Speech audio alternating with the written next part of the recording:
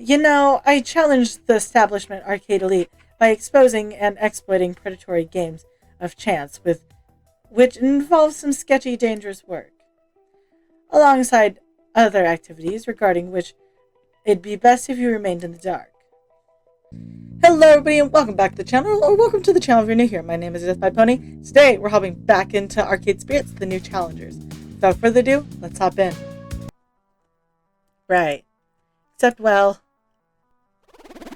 matchmaking is taking forever. It's literally been 2 minutes, Zapper. Yeah, I know, forever. How are you supposed to get practice matches in if the servers can't find anybody at our skill level? It's gotta be your ELO dragging us down or something. Or yours dragging us up. High-ranked pros aren't always playing this early in the day, you know. Having only a single FUD 2 machine in the entire arcade, plus a slow day for online matchmaking, means practice is moving at a snail's pace. On the plus side, while Dom and Zap are busy getting their rounds in, I'm free to wander around and chat with people. Probably for the best. I haven't spent much time getting to know them yet. Should take advantage of this quiet moment. I doubt I can visit everyone before it's my turn at bat, but I can squeeze in some socializing in. Who do I want to chat with? Let's go talk with them. They'll give us time to get to know one of the other people we're hoping to go out on.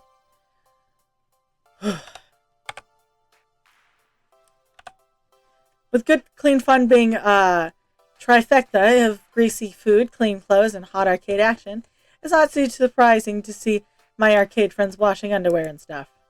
Grace is chatting away with Jinx while folding mostly black clothing from the dryer. Jinx, for her part, occasionally glances at the phone while talking. Ugh, the red. How many socks have you lost to the sock goblins today? A few, but sock goblins aren't real. Then maybe it's Grace. Unlikely. Besides, Grace is helping me get my clothes sorted out. It'd be counterproductive. She does your laundry. Bad idea. Can't exactly carry a giant basket of clothes with these arms. Used to use a wagon, tug it along on wheels, but it's less tiring to get some help with stuff like this, and Grace volunteered. Always happy to lend a hand to my BFF, and it's a good opportunity just to chat and relax, you know? Oh, am I interrupting chatting and relaxing times? Nah, that's fine. Something grabs Jinx's attention as I flicker down to her phone, while Grace continues folding black t-shirts. Grace, that car you were talking about, the Asimov? Yes. And Jinx turns her phone around to show the new headline, Self-driving cars kills driver in accident. Alarmed, Grace nearly drops the shirt she was folding. Oh, no. Says here that it was swerving to avoid someone who screwed up and drifted out of their lane. Someone would have died either way. Still not great for Asimov. Aww. That's really disappointing. It would be on my condolences for that poor man behind the wheel. A lot of us in the AI development community were really pulling for the Asimov. It could have solved a lot of our infrastructure and transportation problems.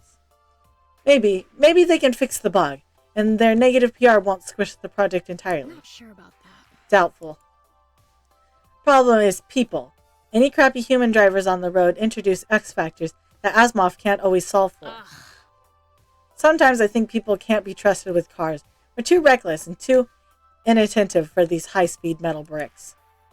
Simply, you're a professional virtual racer. Can't driving skills simply be taught? Yeah, that's why don't in a car. It'd be unsafe at any speed. I'm guessing any AI would be difficult at solving the old trolley problem. Until the decay with the bus driver or subway operator doing their job, so I don't have to haul my own butt around town. I'll be safer for all involved. I mean, you're talking to the guy who plays FOD 2 on a keyboard, or you make questionable decisions. Good, glad to see someone else is willing to accept personal responsibility and step aside when they know it's right to step aside. Well, at least we got that going for us. Human drivers, even skilled drivers, can make errors, dangerous errors in game time. It's fine in real life as well. Sometimes I think if every car was run by code, it all flows smoothly, optimally, safely, even if America will never give up driving. Yeah, that's unlikely, even aside from one independent spirit and freedom of movement, people don't trust AI yet. That's unfortunate. And sadly, this incident won't help Asimov's chances at acceptance in the mainstream. Maybe Iris should drive cars instead. She seems compassionate enough to make the right choice. There's no reason to give up. The industry just has to keep pushing forward despite the haters. Maybe it's for the best. One day we'll all be ready for self-driving cars, though. Push forward. Hey, don't let this get you down. Every technology faces setbacks. If they keep pushing forward, they'll get there one day.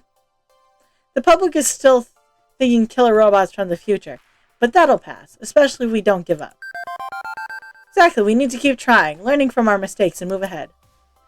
I just hope that this doesn't result in defunding the Asimov project. The intersection of progress and capitalism can be weird. I love science. I love science. Not in the goofy OMG science rules way you see on Facewall or Twitter. I'm a firm believer in both human spirit and the ability to improve upon the human condition through science. That's wonderful. Robotics, biohacking, space exploration, everything. There's a bright future ahead of us if we're willing to put old attitudes aside and reach for it. With the last of the laundry folded, Grace packs the clothing up in a plastic laundry basket. I'm feeling better now, and I'm sure Asimov will bounce back from this. Good to hear. Good to hear. See you later. Excuse us, Pony. Grace and I gotta drag this stuff back to my place. Okay, but come back in time for team practice. I'm sure the FOD 2 machine will be available soon. Won't be gone long. I literally live 3 floors up in the apartments over GCF. Oh, hey, that's handy. Definitely. Domino and Zapper are still playing, so it's off to see if someone else. Who's next? We're gonna go see our hooded figure. Lasky is in his usual spot practicing catching plush toys with dodgy crane apparatus, but he's lackluster in his approach with little flair. Maybe he's smiling, but compared to how he played yesterday, he's still a shell of his swashbuckling self, going through the motions. Hey, how's it hanging and catching? Oh, Pony, 'tis but you. Pardon my sharp reaction. An unpleasant business, this? It's been a rather unpleasant business morning for me. I fear I am not at 100 today. It's cool. What's on your mind? Crime. Specifically the nature and definition of crime. Pretty sure it's stuff that breaks the law. Yes, and who creates those laws? Who has the power, and who is it given, and how is it given to them? Who gives it to them anyway, and why? Last night, a massive archive of abandonware was taken down by DMCA strikes. That's a thick load of geek speak for old software nobody is supporting anymore, removed by threats of legal action for copyright violation. Crap, which one? The Understore. Damn, still a few old MS-DOS games I wanted to download from Understore. Did anybody mirror the files? Most unfortunate. Aye, but those archives are private now for fear of further retaliation. These games are part of our shared culture history, Pony, but pulling from storefronts due to other legal nonsense. Literally, the only way to play them was via an illegal archive. Without that, they'd be lost forever to the winds of history. Copyright in its current form only exists because a certain mouse whose name dare not be invoked punished hard legal changes to ensue infinite domination over all of their valuable rodents. Unacceptable! And the DMCA, crafted by ill-advised fools in the 1990 Acts, gives those corporations the power private policy action to do with as they please. You feel my concerns as well, yes? It's a shame we're losing so many games because companies won't make them legally available. I don't know, don't artists have the right to say how their work is distributed and profited from it? Dude, I haven't even had my coffee yet. It's too early to weigh in on something like that. Sorry. I'll go with Heart. It's a bummer. You know those comic book fighting games they had a few years ago? They were gone from digital storefronts a few years after release due to licensing issues. I'd be perfectly willing to fork over $20 for it if they'd let me, but the only way to play now is illegally on an emulator. Indeed, you see the crux of the issue. I admit to disappointment. And thus, to be a game historian is to be a criminal. There is no other way. And that is a shame. He sighs, leaning against the crane game heavily. Sometimes I wonder if I've involved myself far too deeply in matters such as these. I have a number of, let's say, activities I take part in for my activism. All while trying to support the pit crew, support all my friends, it wears a man thin in time.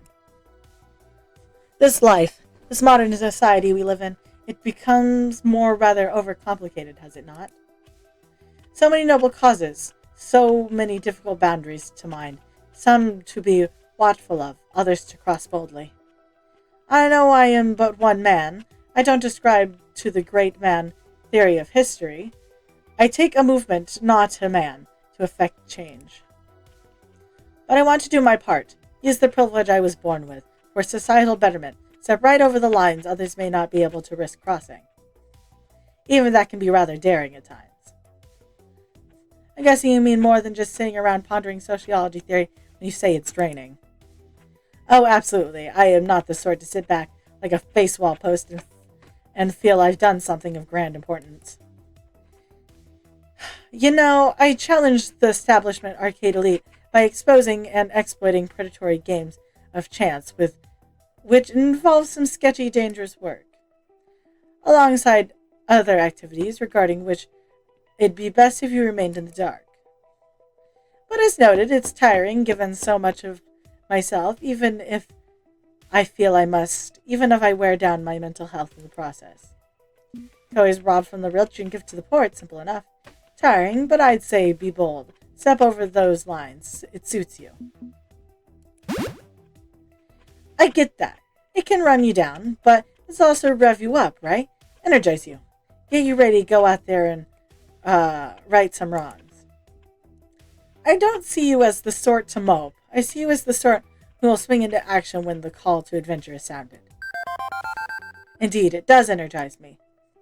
I suppose I should consider that in these darker times I have the capability for a greater light, and let that guide me through. I shall rise to this challenge. Indeed, that is what I shall do. I will not bend. I will not yield. Thank you, my friend.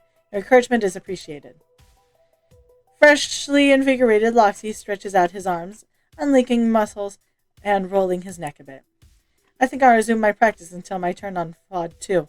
Let me know when the game is free, yes? You got it. Pity we don't have more than one machine. We could have another if we were willing to cross a few boundaries. But this domain belongs to Lord Ben and Lord Matt, and I'll not go against their wishes. We'll simply have to find alternatives. Never know what'll turn up. We'll see. Domino and Zapper are still playing, so it's off to see someone else. Who's next? Let's talk to Matt. And Ben. Food sounds like a good idea. I might have tangled up in practice sessions afternoon, so a heavy slice of za would be advisable. Good day. A fine day indeed. Your first day as a manager. How exciting. What can we get for you, our delightful high-powered business executive? Please, just Death by Pony, and I'll take it's simple today. Just cheese lover's pizza. Can't be too cheesy, I always say, even if my bowels occasionally say otherwise. One piping hot slice of the good stuff slides over to me. I open the box and nosh on it, too eager to go find a table for Wow, us. you're full of pep today. I would have thought your first shot at managerial duties would grind you down into a tiny, quivering wad of stressed-out jelly. Please, don't remind me. I'm trying to avoid liquefying myself. When I was here yesterday, I didn't realize that becoming our team manager was one step on my dream ladder. Sometimes the ladder to our dreams has missing steps. In that case, it can be difficult to climb by yourself. Ben's right. No need to burden just yourself, especially when there are people around you who've had some experience at making dreams happen. Who? Us. Matt's talking about us. Indeed, we'd be happy to impart our learned wisdom upon the younger generation. Want some pointers? Okay. How do I blow off stress? Primal scream therapy? Drum circle? How should I manage my interpersonal conflicts? I want to keep everybody happy. How can I pump them up? Really get them ready to take on all challenges? How should I manage finances and expenses and things to avoid problems? Probably good to know. Okay, I'm really not sure how to run a business, and in a lot of ways, a professional esports team is basically a small business. How do I track expenses and stuff so I won't eventually get annihilated in an IRS audit? Any suggestions? Well, I could. The money question. A mess, to be sure. Honestly, we hired an accountant to track a lot of that for us. We know a few who may be willing to lend you a hand. There's always Grace's big brother, Gavin. He may be a bit busy, though. Still, he could point our friend in the right direction, yes. Good. True. We'll have our people call your people. It's good that you're taking responsibility like this. But don't be afraid to turn to trained professionals. Responsibility, on top of, playing Pod 2. This is still a heck of a lot for me. Indubitably. Undoubtedly. You can do the thing. We believe in you. But you barely know me. We're excellent judges of character. Say, you know who Death by Pony reminds me of? Young Ashlanger? Indeed, that same spark of destiny, I'd say. Really going places. Who? Oh, this was a few years back. You wouldn't know the details. We cheered Ash while he created Lovely Arcane. What a grand adventure that was. Lovely dreams, simply lovely. No doubt similar to your own dreams in a way. You never know quite where life will take you. Something Matt and I have experienced firsthand. Indeed. We started out running a donut shop and bookstore. You ran both a donut shop and a bookstore? How do you manage to run two businesses at once? By running one business. We sold books and donuts under one roof. The whole story. Such halcyon days of literature and sugar. Sadly, shifting demographics and the opening of a high-end cafe named La Biblio the Queue du Croissant signaled the end of that venture. Aww, I was hoping they were running both. Another sad tale of local business crushed by Big Donut and Big Book. Aww. Not that we let it bring us down. No, we moved right along to our next idea. Pizza, laundry, and video games. I'm sorry, this was your go-to idea? Absolutely. Positively. My point is, you may never know where you'll end up, but the journey to get there will certainly be interesting. Aw. You weren't expecting to manage an esports team, but look, you're managing an esports team. Isn't that something? Wear the mark of chaos with pride. Surf the wave. Ride the snake. That means something entirely different, Matt. Aww. Ben contemplates his next words as their back and forth stream of consciousness finally pauses for a brief moment. I mean, be honest. Where did you actually see yourself in 10 years' time? No, I was probably still sitting alone in my dark apartment all day grinding on the ladder. I have no idea whatsoever. I could predict it, but no point, right? Tossing a trophy over my head while millions of fans cheer me on. Dead in a shocking tuna fish mishap. Like you said, who knows where you'll really end up? No point predicting. I choose to live day to day. Sensible. But I'm glad some of your ambitions were being realized now that you found the pit crew. Indeed, merely existing on a daily basis with no expectation whatsoever can be tiresome.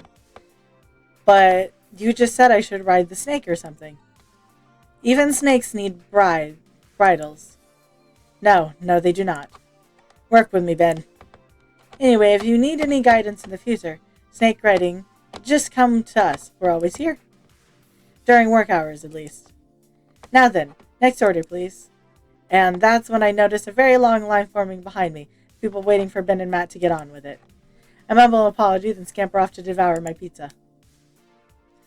I'm not sure Ben and Matt work as the obligatory substitute father figures in the grand narrative of my new social life, but at the very least, they make for cool uncles. Okay, seriously, what's taking so long? Damo and Zapper should have completed a few matches by now. Seriously, I decided to go check in on them.